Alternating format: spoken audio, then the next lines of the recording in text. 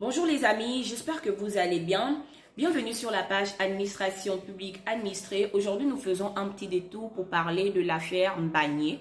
litige opposant le Gabon à la Guinée équatoriale, dont la Cour internationale de justice a rendu son verdict il y a quelques jours, plutôt en faveur de la Guinée équatoriale. Alors, pourquoi la Cour s'est donc orientée en faveur,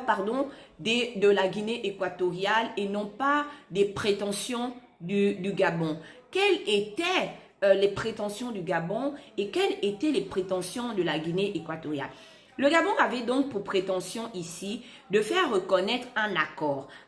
signé en 1974 entre la Guinée équatoriale et le Gabon, accord dans lequel, du contenu, il résultait le fait que la Guinée équatoriale reconnaissait la souveraineté du Gabon sur l'île Mbagné, sur les îlots Konga et Cocotier, et le Gabon reconnaissait la souveraineté de la Guinée équatoriale sur l'île de Lobé et sur l'île de Corisco. Accord dans lequel également la Guinée équatoriale ici cédait une partie du district de Médouneux ici au Gabon, et le Gabon cédait en contre-échange ici 2 portions des territoires gabonais à la Guinée équatoriale. Alors, qu'est-ce qui s'est donc passé pour que la Cour déclare non valable ce titre, cet accord, comme titre juridique faisant droit, déclare non valable cet accord comme traité ou comme convention ici que l'on devait imposer aux parties en ce qui concerne la délimitation des frontières terrestres, des frontières maritimes, mais également de la souveraineté sur l'île Mbagné et les îlots Cocotier et Konga.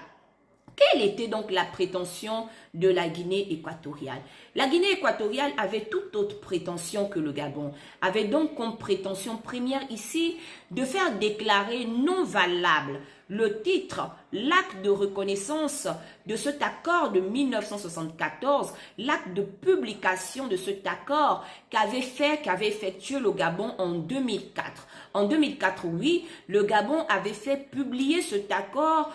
par le secrétariat des Nations Unies comme étant un traité, comme étant une convention. La Guinée équatoriale demandait donc à la Cour de rendre non valable cet acte de publication effectué en 2004. Elle ne s'arrêtait pas là pour ses prétentions. Elle demandait également de rendre non valable comme titre juridique ayant ici effet de droit, comme titre juridique qualifié de convention ou de traité, la convention de Bata, l'accord signé en 1974 en ce qui concerne la souveraineté sur les îles Mbagné, sur les îlots Cocotier et Konga. Elle demandait plutôt que la Cour reconnaisse comme titre juridique faisant droit ici le titre qu'elle avait hérité, qu'elle avait pris, que les ex-colons lui avaient remis en 1968. Ex-colons ici, l'Espagne, qui était donc la mère ici, colonie, ou encore la puissance coloniale ici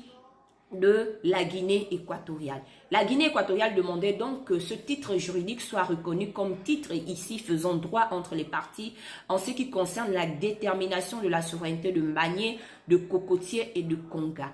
Elle ne s'arrêtait pas là, car elle demandait également qu'en ce qui concerne la délimitation des frontières maritimes, des frontières terrestres, la Cour ne reconnaisse pas l'accord de 1974, nommé Convention de Bata, comme étant titre ici faisant droit, mais reconnaisse plutôt la convention conclue ici entre la France et l'Espagne en 1900, elle poussait sa prétention plus loin en demandant également à la Cour d'incorporer les modifications enregistrées en 1901, en 1919 par rapport aux délimitations terrestres, au territoire de l'Untumoni et au territoire ici l'Unquié par rapport justement aux délimitations ici entre la Guinée équatoriale et le Gabon en ce qui concerne les limites par rapport au fleuve dénommé fleuve Nkié. Alors, la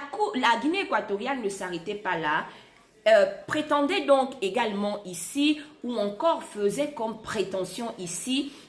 En ce qui concerne la délimitation des territoires maritimes, que la Cour ne reconnaisse non plus pas la Convention, l'accord de 1974, mais que la Cour reconnaisse plutôt la Convention ici de 1982, Convention des Nations Unies concernant la délimitation des frontières maritimes entre le Gabon et la Guinée équatoriale. Dans son verdict, la Cour a donc penché en faveur de la Guinée équatoriale, car la Cour a déclaré non valable comme titre juridique faisant droit l'accord de 1974, qualifié par le Gabon de convention de Bata, de traité. Elle a donc déclaré non valable, non assimilable, non qualifiable ici de traité ou de convention, l'accord signé en 1974. En ce qui concerne ici la souveraineté sur les îles Mbagné,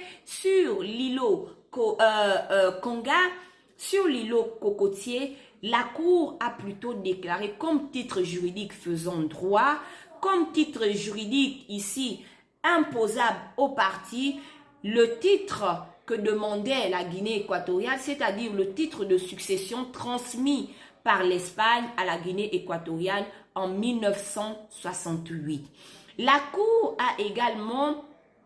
tranché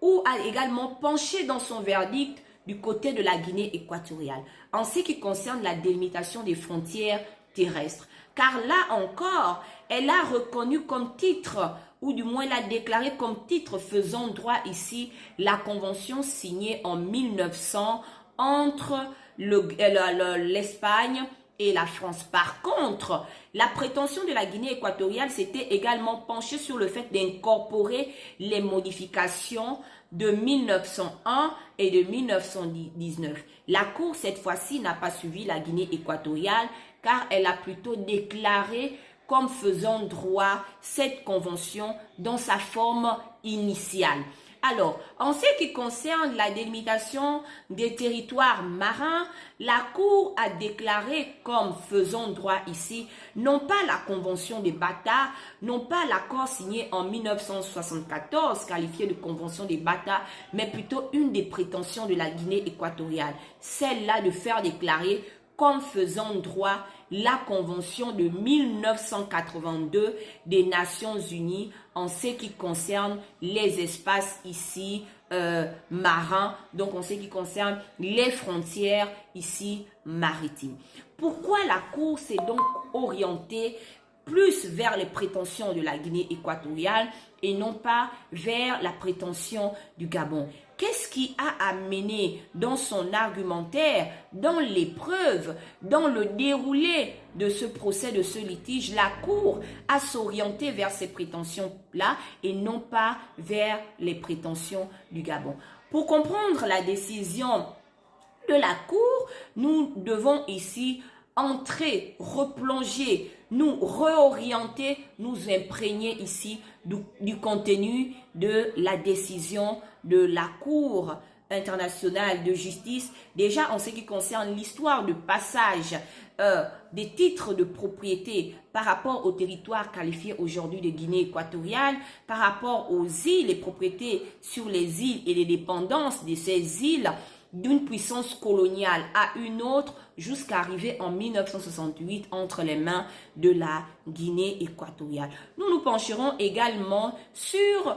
une forme de définition qui a posé à confusion ici entre les parties, celle de titre juridique, oui, car la Cour ici demandait à ce que les parties produisent un ensemble de titres juridiques ici, donc un ensemble de documents, un ensemble de situations, un ensemble de faits qui étaient censés ici orienter la décision de la Cour vers une partie et non pas vers une autre. Un ensemble d'éléments ici, de preuves ici, qui pouvaient faire déclarer un titre juridique faisant droit et non pas un autre. Nous allons donc commencer par les éléments historiques avant d'arriver sur les éléments juridiques. Alors, comment les territoires sont donc passés des puissances coloniales aux mains de la Guinée équatoriale? Alors, il nous résulte également de l'histoire qu'en 1778, ces territoires étaient occupés par le Portugal. Le Portugal s'en alla donc et laissa ces territoires-là, ou laissait ces territoires-là à l'Espagne, à travers ici un acte de cession, le traité de Pardo entre le Portugal et l'Espagne. En 1843, l'Espagne ici déclarait donc ici sa souveraineté sur l'île de Corisco. En 1846, l'Espagne, à travers ses autorités ici, procédait donc ici à la nomination d'un autochtone, ici comme étant le roi des îles de Corisco, des Lobé, mais également des dépendances de ces îles, donc Mbagné, Cocotier et Conga. Alors, en 1846, l'Espagne fit ou encore élabora un document qualifié ici de procès verbal d'annexion, par lequel l'Espagne annexait donc tous ces territoires-là comme étant propriété de l'Espagne. Alors, sur la base de ce document de procès verbal d'annexion, l'Espagne attribuait donc la nationalité ici aux habitants de l'île. Le 20 juillet 1858, un gouverneur général de l'Espagne, appelé ici Ponadombon, rédigeait un document qualifié ou encore une lettre dans laquelle il affirmait ici la souveraineté incontestée, effective de l'Espagne sur l'ensemble de ses territoires. Le 13 décembre 1858, l'Espagne fonda donc ce qu'ils appelaient ici les colonies espagnoles par une ordonnance royale. En 1885, l'Allemagne, qui de sa part avait également des territoires de possession en Afrique, situés notamment dans le sud du fleuve Campo, mais également quelques territoires dans le nord, céda donc ces territoires-là à la France. Seulement que l'Espagne avait également des prétentions sur ces territoires. Après la cession de ces territoires, donc entre les années 1886 et 1891, la France et l'Espagne décidaient de s'asseoir pour se départager les territoires. Il convenait donc que la France, qui avait des prétentions sur ces îles-là, décidait de rompre ou du moins d'abandonner ses prétentions sur ces îles en échange ici d'un droit de préférence. Droit de préférence comme on l'a vu en 1778 qui s'est fait entre le Portugal lorsqu'il laissa ici les territoires, la propriété des territoires ici à l'Espagne. Donc la France, qu'est-ce que elle évoquait ici? Elle évoquait ici le fait que si l'Espagne, il arrivait que l'Espagne, dans des temps futurs, s'en allait, l'Espagne aurait obligation ici de laisser ses territoires ou de céder ses territoires ici à la France. Alors, les deux pays, donc, dans les années 1900 et autres, tombaient d'accord par rapport à ce d'accord. L'Espagne donc affirmait sa souveraineté sur Corisco, sur Elombé et sur les dépendances de ces îles, donc Mbagné, Cocotier, Conga et autres, et sur les territoires qualifiés aujourd'hui de Guinée équatoriale. Et la France ici, de son côté, ici se voyait reconnaître un droit de préférence en cas de départ de l'Espagne de ces territoires-là. Donc, en 1960, donc, dans l'évolution de l'histoire, le Gabon accédait à l'indépendance et la France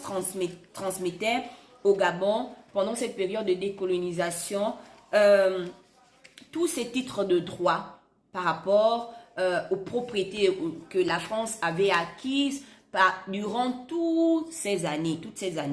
Et en 1968, l'Espagne faisait de même et conférait à la Guinée équatoriale son indépendance. Et entre 1960, ou du moins entre 1900 à 1968, l'Espagne continuait à se comporter comme étant propriétaire unique, incontestée et souveraine des territoires qualifiés aujourd'hui de Guinée équatoriale, des différentes îles et des dépendances de ces îles, sans contestation de la France et sans contestation du Gabon, même après les indépendances de 1900, même après les indépendances de la Guinée équatoriale de 1968.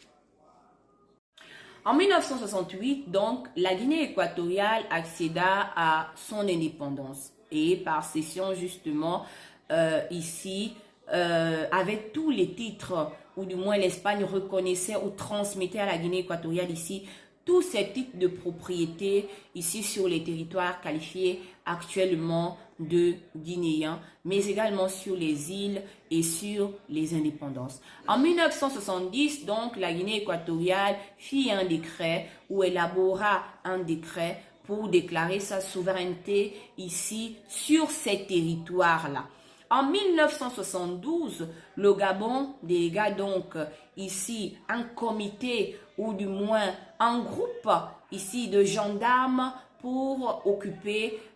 ici l'île Mbagné. Alors, le Gabon durant ce procès apporta un éclaircissement en faisant mention du fait que le bataillon ou du moins ici, le comité ou le groupe des gendarmes qui avait été envoyé sur Mbagné ici, n'était pas une occupation du Gabon ou une déclaration de la souveraineté du Gabon sur Mbagné, c'était plutôt un groupe de gendarmes qui avait été envoyé pour veiller à la sécurité des pêcheurs, mais également des touristes sur cette île Mbagné.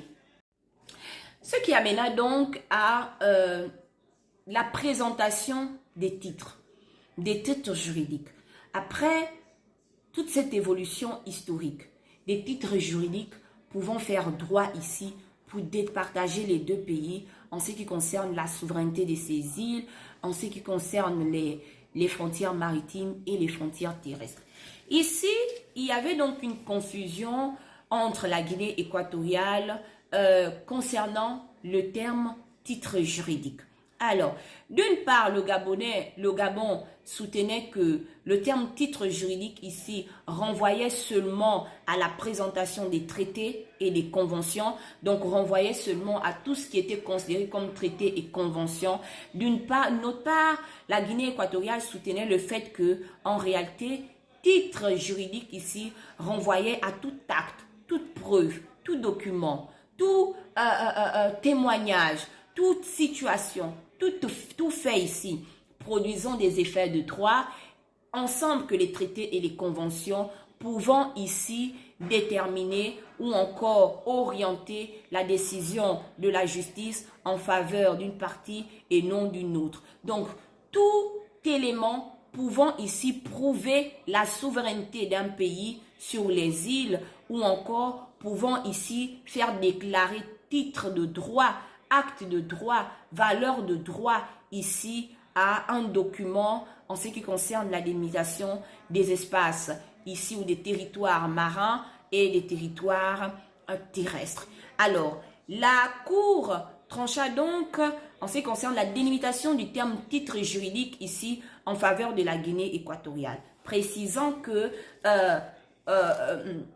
assimiler le terme titre juridique ici à convention ou à traiter seulement serait en fait dénaturer même la valeur ou le sens de ce terme, et que la Cour avait déjà eu à traiter plus ou moins des affaires similaires dans lesquelles la notion de titre juridique avait été invoquée mais également définie. Ici, la Cour précisa que le titre juridique devait être entendu comme tout fait, toute situation, tout acte, toute preuve faisant droit qui pouvait être fourni, ayant des effets juridiques qui pouvaient être fournis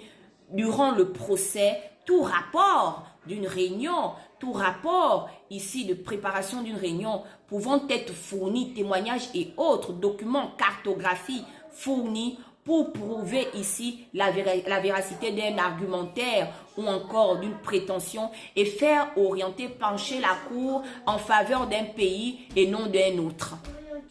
Comme on le disait donc, les parties étaient donc appelées ici à fournir des titres juridiques pour prouver ici, ou du moins pour faire déclarer ici leurs prétentions ou les différents accords comme étant titres faisant droit et devaient être imposés ici aux parties en ce qui concerne la souveraineté sur les îles et la délimitation des territoires terrestres et maritimes. Alors, le Gabon, dans son argumentaire, dans son plaidoyer, soutenait donc que le titre juridique qui devait être déclaré ici comme titre faisant droit en ce qui concerne la souveraineté sur Bata, sur Konga, sur Cocotier, en ce qui concerne également les territoires marins, les territoires terrestres, la Cour devait déclarer ici la convention de Bata, l'accord signé en 1974 entre le Gabon et la Guinée équatoriale comme étant un traité, une convention, un titre juridique faisant droit, mais également la convention de 1900, mais avec les modifications effectuées avec la convention de Bata. Le Gabon donc appuyait sa déclaration en soutenant que cette convention avait donc été conclue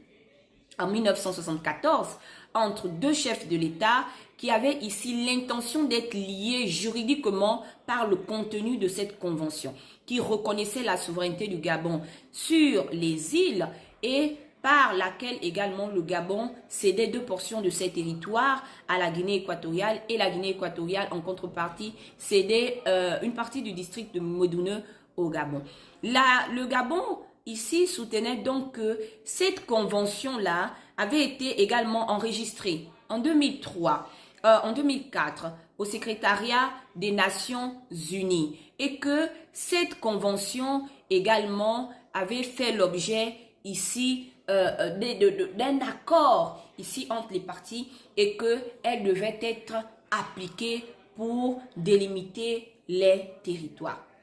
La Guinée équatoriale, de son côté, soutenait ici que la Cour ne devait pas reconnaître cette convention comme étant un titre juridique faisant droit, comme étant un traité, déjà parce qu'il y avait plusieurs versions de cette convention et que le Gabon n'avait pas pu fournir ici l'original de la convention. Le Gabon avait fait présenter ici une copie dactylographiée ou redactylographiée qui n'était pas donc l'original de la convention et qu'on trouvait plusieurs versions même de cette convention ou de cet accord et rien ne disait ici que cet acte-là présenté par le Gabon était réellement ici l'acte qui avait été signé et que la Guinée équatoriale ne reconnaissait pas avoir signé, ne reconnaissait pas avoir signé un accord conclusif, un accord définitif avec le Gabon en 1974. La Guinée équatoriale poussait son argumentaire plus loin en disant à la Cour que si la Guinée équatoriale avait effectivement signé un accord définitif, un accord conclusif, comment est-ce qu'il était donc possible que le Gabon, après la signature de cet accord, n'avait pas respecté ici les procédures internes, même d'insertion d'un traité, c'est-à-dire la ratification par le Parlement ou encore l'insertion au journal officiel de cet accord-là au sein de l'ordre interne juridique du Gabon. Et la Guinée équatoriale soulignait également le fait de dire ou de répondre ici à l'argumentaire du Gabon en signalant et en posant la question pourquoi est-ce que le Gabon avait fait reconnaître la convention, fait publier cet accord au secrétariat général des Nations Unies 29 ans, c'est-à-dire en 2004, 29 ans après la signature du dit accord. Pourquoi est-ce que le Gabon n'en avait pas mentionné cet accord, l'existence de cet accord dans les années précédentes? La Guinée équatoriale poussait également son argumentaire plus loin en signalant que même dans la copie qui avait été présentée, donc copie non certifiée, il apparaissait des éléments qui faisait penser ici que les parties n'avaient pas l'intention réelle d'être liées juridiquement parlant, mais que c'était plutôt une procédure de négociation qui peut-être dans un futur proche ou lointain pouvait aboutir ici à un accord définitif, et que la Guinée équatoriale s'était comportée de bonne foi et était étonnée qu'en 2003, le Gabon fasse allusion à un accord que elle, Guinée équatoriale, ne reconnaissait pas avoir signé avec le Gabon. Alors, la Cour avait donc ici pour rôle d'examiner d'abord la convention de Bata, le contenu de cette convention, ensuite le comportement postérieur des parties pour déterminer si cette convention dans son contenu respectait bien les règles d'un traité en ce qui concerne déjà le contenu. Et donc la Cour avait ici pour rôle de déterminer le contenu de cette convention, voir si le contenu de cet accord-là correspondait aux critères pour déclarer cet accord comme étant un traité, comme étant une convention, comme étant un titre ici faisant droit entre les parties, comme étant le titre que l'on pouvait imposer aux parties en ce qui concerne la souveraineté sur les îles, la délimitation des territoires maritimes et des territoires terrestres. Ensuite, la Cour devait se pencher également sur des comportements postérieurs à la signature de cet accord pour déterminer si dans ces comportements, il y avait une intentionnalité ici d'être lié juridiquement entre les deux pays ou d'être lié sur du point de vue juridique entre les deux pays. En examinant donc la convention des Bata, la Cour constatait ici que oui, la convention dans sa forme ici respectait les critères de forme, c'est-à-dire que il y avait ici un titre, Convention de Bata, un préambule qui précisait ici dans son contenu les mécanismes de règlement des litiges entre les deux pays. La convention était constituée ici. Donc, la Cour examina, comme je disais tantôt, la convention des Bata. Et elle notait donc que la convention dans sa forme, plus ou moins, pouvait être qualifiée de traité dans sa forme. Elle examina donc le contenu parce que elle, dans sa forme, revêtait bien 10 articles,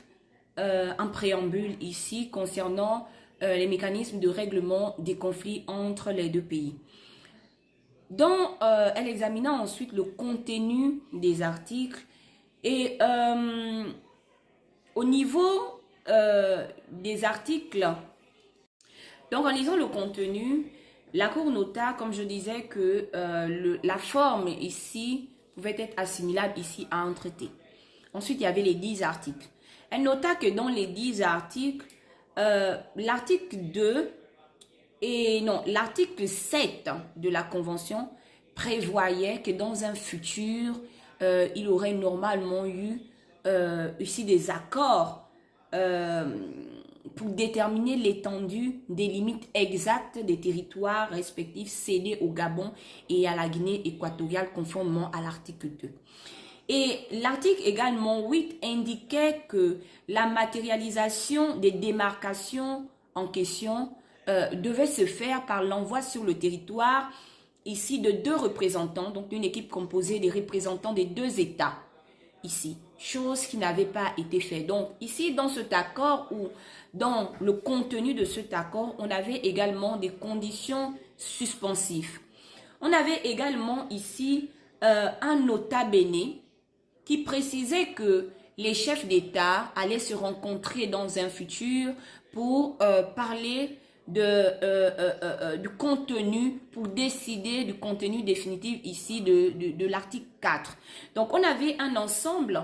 des conditions suspensives dans cet accord qui faisait penser que cet accord n'était pas un accord définitif et qu'il y avait encore à négocier, qu'on était encore dans une forme de négociation pour aboutir ici à un accord définitif, pour aboutir ici à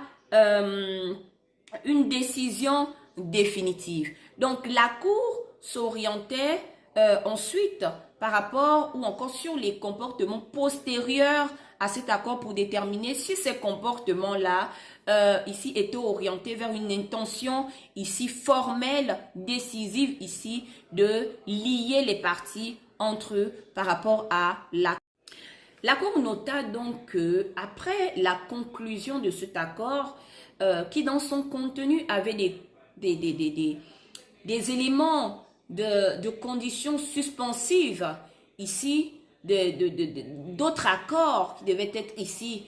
adoptés, des mécanismes qui devaient être pris ici pour matérialiser même les conditions de cet accord. En examinant également les comportements postérieurs à cet accord, la Cour nota que entre 1979 et 2003, les parties avaient organisé un ensemble de négociations, de cycles de négociations, toujours sur la délimitation des frontières maritimes et terrestres et sur la souveraineté de Mbagné, de Cocotier et de Konga. Un ensemble de négociations pendant lesquelles il n'avait pas été fait mention ici d'un accord signé en 1974, l'accord ou qualifié de convention de Bata, que les parties également avaient pris part à un ensemble de réunions organisées entre les années 1985, 1993, 2001, mais également un ensemble de commissions ad hoc tenues ici à Libreville entre le 17 et le 19 janvier 1993, pendant lesquelles on avait enregistré des pourparlers entre les deux pays concernant toujours les frontières, la délimitation des frontières entre le Gabon et la Guinée équatoriale et tout ce qui englobait les frontières communes terrestres, maritimes et la souveraineté des îles Mbagné, Cocotier et Konga. Alors, pendant ces pourparlers, pendant ces commissions ad hoc, il y avait un procès verbal qui indiquait que les parties n'étaient pas en mesure de parvenir ici à un accord sur leurs frontières maritimes, sur leurs frontières terrestres et sur la souveraineté de Mbagné, Cocotier et Konga, car chacune des parties revendiquait la souveraineté sur ces îles. Alors, au cours des discussions, donc, la Guinée équatoriale proposait donc que le litige leur opposant au Gabon, donc des discussions, des commissions ad hoc des années 90, donc les dernières discussions par rapport à ce litige entre le 17 et le 19 janvier 1993, la Guinée équatoriale proposa donc que le litige soit soumis ici ou devait être soumis ici à une médiation, à une forme d'arbitrage international. Et le Gabon ici manifestait donc son désir d'être disposé ici à la négociation en vue de délimiter définitivement les frontières entre les pays et de déterminer la souveraineté des pays ou d'un pays sur les îles. Pendant toutes ces conventions, pendant toutes ces réunions, pendant toutes ces commissions, il n'était donc pas fait mention, aucune des parties, aucun des pays n'avait fait mention ici de l'accord de Bata de 1974. Aucun pays n'avait soulevé le fait que en 1974, un accord avait été signé entre le Gabon et la Guinée équatoriale qui, dans son contenu, reconnaissait la souveraineté du Gabon sur Mbagné, sur Cocotier, sur Konga, et la souveraineté de la Guinée équatoriale sur Corisco, sur Ilobé, et la délimitation des territoires marins et des territoires terrestres. La Cour souligna donc ce fait au Gabon, en demandant au Gabon pourquoi est-ce que durant toutes ces réunions, durant toutes ces rencontres, lui ici qui a pour rôle d'apporter la preuve de la tenue de ces rencontres, d'apporter la preuve surtout de la conclusion d'un accord définitif par rapport à la souveraineté sur Mbagné, sur Cocotier, sur Konga et sur la délimitation des espaces marins et terrestres ici, en ce qui concerne la convention de Bata. Pourquoi est-ce que le Gabon n'avait pas souligné ou n'avait pas fait mention de cette convention? Alors, les juges représentant, non, la partie représentant le Gabon soutenaient donc ici dans leur plaidoyer que le Gabon était habitué comme État à renégocier. C'est vrai qu'en 1974, un accord ici avait été conclu entre le Gabon et la Guinée équatoriale et que cet accord pour le Gabon était définitif, était ici un accord qualifié de traité, de convention, qui devait être déclaré comme titre faisant droit, convention, traité, et que c'est vrai également que le Gabon avait pris part à ces réunions, à ces commissions, mais le Gabon ici était un pays ou du moins un pays dans lequel, même après avoir conclu un accord définitif ici sur des questions bien précises,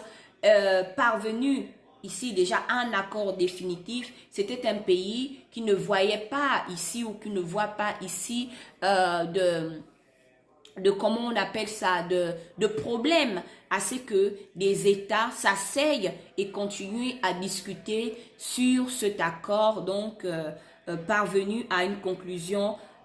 définitive. Et que cette discussion n'avait aucune incidence sur le statut d'un traité existant entre le Gabon et la Guinée équatoriale. La Cour à cette affirmation du Gabon déclara donc que le Gabon n'enlevait pas les doutes qui subsistaient du fait qu'un accord définitif selon le Gabon avait été conclu, mais que le Gabon et la Guinée équatoriale continuaient à procéder à des cycles de négociation, à des cycles de pourparlers pendant lesquels il n'avait été ni par une partie ni par l'autre fait mention d'un accord signé en 1974. Alors, la Cour demanda donc également au Gabon pourquoi est-ce que le Gabon avait gardé le silence par rapport à la mention de cette convention et également pourquoi est-ce que le Gabon avait attendu aussi longtemps pour déclarer la convention de Bata. Le Gabon rétorqua donc que le Gabon s'était abstenu d'invoquer la convention de Bata dans le souci de maintenir des relations de bon voisinage et de respecter les traditions et usages africains en matière de règlement de conflits. Donc, les usages, quand on parle des usages ici africains, les pourparlers, l'arbre à palabre. Donc, le Gabon ne voulait pas faire intervenir d'abord les instances judiciaires internationale, mais plutôt procéder à des sites de pourparlers avec la Guinée équatoriale pour maintenir également des relations de bon voisinage et ici pour essayer de trouver ici une solution définitive à ce litige-là né sur la souveraineté des îles, mais également sur les délimitations des espaces marins et terrestres ici. Alors, la Cour analysa également les différents comportements posés après la conclusion de ces accords, dont les différents appels passés entre le Gabon et la Guinée équatoriale, où il revenait qu'il y avait eu des échanges de notes vocales dans lesquels les pays manifestaient le fait qu'ils n'avaient pas été ici d'accord sur la souveraineté de Mbagné ou encore que la Guinée équatoriale n'avait pas été d'accord sur cette souveraineté-là et donc ils devaient tous deux s'asseoir et continuer à procéder à des pourparlers, à des négociations ici pour avoir tombé sur un point d'accord. Alors, à la suite de tous ces différends, à la suite de tous ces échanges et autres, la Guinée équatoriale, quant à elle, revenons sur ce point, en 2003, lorsque le Gabon fait déclarer en 2004, donc la Convention aux Nations Unies, qu'est-ce que la Guinée équatoriale fait ou fit? La Guinée équatoriale se lança dans une série d'actes ici pour empêcher ou du moins pour faire barrage au Gabon par rapport à la souveraineté des îles. Dans un premier temps, la Guinée équatoriale Dans un premier temps, donc, lorsque le Gabon faisait reconnaître l'acte au niveau du secrétariat des Nations Unies, faisant enregistrer ce acte, le publier, la Guinée équatoriale rédigea une lettre, un courrier, le 10 mars 2004, dans lequel courrier, elle s'y opposait. Cette lettre était adressée au secrétariat des Nations Unies. Dans le courrier, elle contestait l'authenticité de la Convention de Bata. Document qui, selon elle, n'avait pas été signé et dont la Guinée n'avait jamais eu connaissance. Alors, le 22 mars, l'ONU répondit à la Guinée équatoriale en faisant mention du fait qu'il n'avait pas pour rôle de contrôler l'authenticité des documents qui lui étaient soumis pour enregistrement, mais plutôt de contrôler si c'était lisible et si ça pouvait être publié. Et du fait que le Gabon avait fourni un document lisible ici, ils avaient procédé à publication. Le 7 avril 2004, la Guinée rédigea de nouveau une autre lettre au sous-secrétaire général des affaires juridiques pour contester la publication de cet accord. Pour contester le fait que le Gabon se déclara comme souverain sur les îles. Le 26 avril 2004, la Guinée écrit de nouveau un nouveau courrier, toujours aux Nations Unies, pour contester également encore cette forme de déclaration de souveraineté et surtout de publication d'actes. Donc la Guinée se lança ici dans une série d'actes de contestation, de publication, de déclaration de souveraineté du Gabon sur les îles Mbagné, Cocotier et Konga, et posa donc des actes ici pour empêcher une forme de usucapion, une forme de propriété par possession ou encore par occupation d'un territoire ici sur un temps donné. Par occupation d'un territoire sur un temps donné, comme on le dit toujours, qui ne dit rien consent. La la Cour était donc appelée ici à trancher sur le titre juridique faisant droit. La Guinée donc soumettait pour appuyer son argumentaire ici à la Cour un ensemble de cartes, un ensemble de lettres, un ensemble de documents, des traités, des conventions pour tenter d'orienter la Cour, la décision, le verdict de la Cour en sa faveur. La Cour procéda donc au verdict en déclarant la Convention de Bata, l'accord signé entre la Guinée équatoriale et le Gabon, non valable, comme titre juridique faisant droit, en ce qui concerne la souveraineté sur les îles de Mbagné, de Cocotier, de Konga, en ce qui concerne la délimitation des espaces terrestres et marins, comme l'avait demandé le Gabon, c'est-à-dire de reconnaître cette convention comme étant titre juridique faisant droit, traité de convention, imposable ici aux parties, en ce qui concerne la souveraineté des îles, en ce qui concerne la délimitation des espèces marins et terrestres, accompagnée de la convention de 1900, mais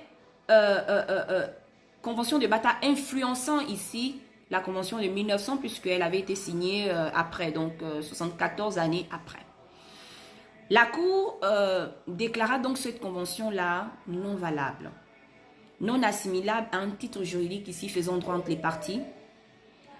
non assimilable à un traité, non assimilable à une convention. Elle s'orienta, ou du moins elle s'est orientée, car la décision a été rendue il y a quelques jours, plutôt en faveur des prétentions de la Guinée équatoriale. C'est-à-dire pour la souveraineté sur les îles Mbagné, sur les îles Cocotier, sur les îles Konga. Elle a plutôt reconnu comme titre juridique faisant droit qui s'oppose, qui s'impose aux parties. En ce qui concerne la souveraineté des îles, le titre de 1968, l'ensemble des titres de droit que possédait l'Espagne sur les territoires qualifiés de Guinée aujourd'hui, sur les îles et sur le Corisco, de Lobé et leur indépendance. En ce qui concerne les indépendances, on citait Mbagné, Cocotier, Konga et autres,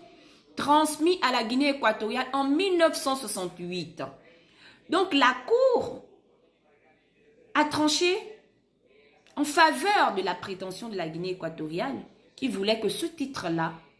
soit reconnu comme titre de droit, titre faisant droit, parce que dans ce titre-là, la propriété, le droit de propriété, ici, appartenait à l'Espagne, transmis à la Guinée équatoriale. En ce qui concerne la délimitation des espaces terrestres, des espaces maritimes, marins, donc des territoires marins et terrestres, la Cour a tranché également en faveur des prétentions de la Guinée, mais la Guinée voulait ici que soit incorporée à la convention de 1900 signée entre la France et l'Espagne, les modifications advenues en 1901 et 1919. La Cour n'est pas allée dans ce sens, elle s'est plutôt contentée ici de déclarer comme titre faisant droit, convention traité, opposable ici ou à imposer dans la délimitation des territoires marins et terrestres, la convention de 1900 dans sa forme initiale, c'est-à-dire avant les modifications de 1901, en ce qui concerne le territoire de l'Untumoni, en ce qui concerne le fleuve de Nkié dans les années 1919. En ce qui concerne la délimitation des territoires marins, la Cour a déclaré comme titre de droit, faisant droit ici, également une des prétentions de la Guinée équatoriale, celle de reconnaître non pas la convention de Bata comme convention faisant droit à imposer aux parties dans la délimitation des territoires marins, mais plutôt la Convention des Nations Unies de 1982, selon laquelle les espaces marins sont calculés selon deux formes. Donc la forme de l'article 5 pour les territoires n'ayant pas des îlots, ayant un littoral plus ou moins droit, donc la forme de calcul de ligne base normale, et l'article 7 pour les territoires ayant des littoraux ou des espaces de littoral avec des îles. Donc la forme de calcul de ligne base droite, non plus normale, une ligne de base de droite. Donc la Cour s'est orientée vers ces prétentions-là. Les deux pays, on espère, dans les jours futurs, on espère, entreront donc en discussion et par rapport ou à l'acceptation de la décision de la Cour ou encore retourneront dans la forme de règlement des conflits africains qui nous est propre, qui sont peut-être le mieux ici acceptés, c'est-à-dire la discussion, le pourparler, l'arbre à palabres, parce que au-delà du fait que les territoires ont été découpés par les colons, au-delà du fait que des pays sont bien définis, on reste un, on reste frère, on reste africain. Et donc, dans l'espace africain, on connaît ce qu'on appelle le règlement de conflit de l'arbre à palabres, le règlement de conflit de la discussion, de la négociation, des pourparlers, plus que des pourparlers, de la discussion, de l'entente, de la médiation. Donc, plus ou moins c'est ça. On espère que les deux pays, dans leurs discussions à venir, trouveront un consensus, trouveront une solution sur ce qu'il y a à faire par rapport aux îles, par rapport aux limites maritimes, aux limites territoriales ici terrestres, accord qui sera une satisfaction pour les deux pays, au-delà de la décision de la Cour internationale de justice. Merci et bonne journée.